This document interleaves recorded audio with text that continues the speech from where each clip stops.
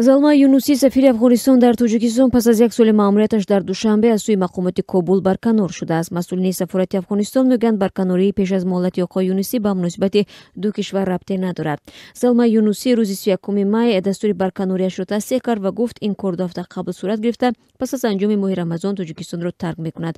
Оқои Юнусӣ ки аз шаҳри Душанбе ба радиозодӣ суҳбат мекард, афзуд дастури барканории ӯ аз сӯи Ашраф Ғанӣ, раиси ҷумҳурии Афғонистон содир шудааст. Ба гуфтаи оқои Юнусӣ, раиси ҷумҳур Ашраф Ғанӣ барои барканории ӯ пойфишорӣ зиёд кардааст. Залма Юнусӣ гуфт, тибқи дастури раисати ҷумҳурии Афғонистон Неъматуллоҳи Арғандобӣ ҷойгузини ӯ дар Душанбе муаррифӣ шудааст. Сафири ҳамакнун собиқи Афғонистон мегӯяд, ӯ қаблан бо пешниҳоди ҳизби Ҷамъияти Исломии Афғонистон ва Атто Муҳаммади Нур ба мақоми сафорат дар Тоҷикистон расида буд.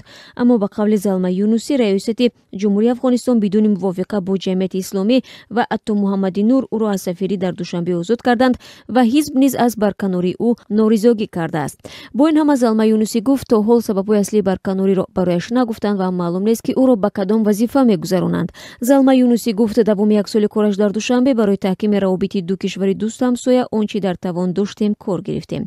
Залма Юнусӣ ҳудуди як соли қабл моҳи апрели соли 2017 ба раиси ҷумҳури Тоҷикистон Эмомалӣ Раҳмон эътимоднома супурда расман ҳамчун сафири Афғонистон дар Тоҷикистон ба кор шурӯъ карда буд. Ин бори дуввум аст, ки Залма Юнусӣ ба Кобул бозхон мешавад. Қаблан моҳи декабри соли гузашта Юнусӣ як муддат дар Кобул буд. Масъулини вазорати умури хориҷии Афғонистон рӯзи 31 май ба радиозодӣ гуфтанд, ки барканории сафири он кишвар дар Тоҷикистонро шарҳ намедиҳанд. Мақомоти тоҷик низ то ҳол дар ин бора изҳори назар накардаанд.